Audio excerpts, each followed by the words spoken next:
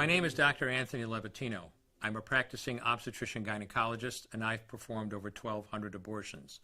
Today I'm going to describe a third trimester induced abortion, which is performed at 25 weeks to term.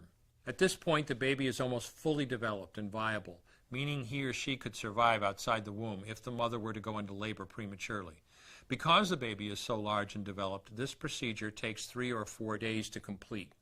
On day 1, the abortionist uses a large needle to inject a drug called digoxin. Digoxin is generally used to treat heart problems, but a high enough dosage of digoxin will cause fatal cardiac arrest.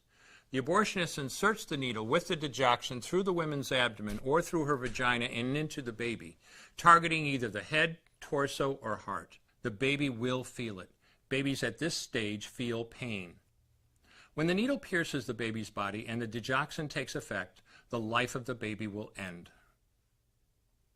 The abortionist then inserts multiple sticks of seaweed called laminaria into the woman's cervix.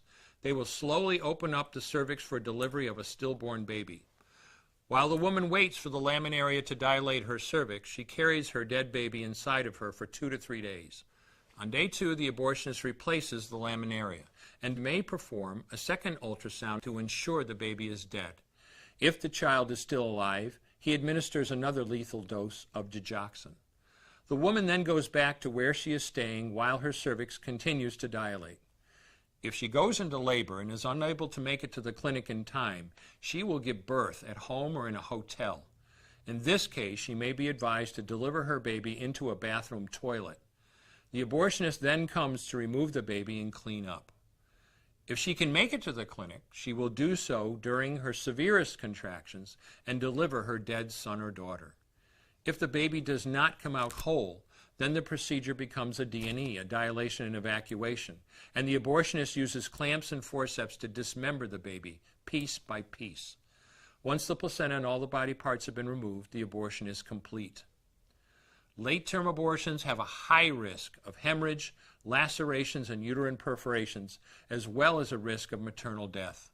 Future pregnancies are also at a greater risk for loss or premature delivery due to abortion-related trauma and injury to the cervix.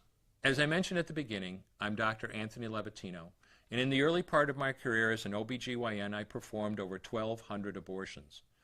One day, after completing one of those abortions, I looked at the remains of a preborn child whose life I had ended, and all I could see was someone's son or daughter.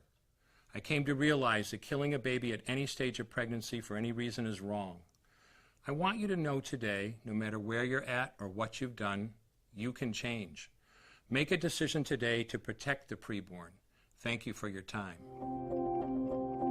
I will no longer do any more abortions. When you finally figure out that killing a baby that big for money is wrong, that it doesn't take you too long to figure out it doesn't matter if the baby is this big or this big or this big or maybe even this big, it's all the same. And I haven't done any since then, and I never will.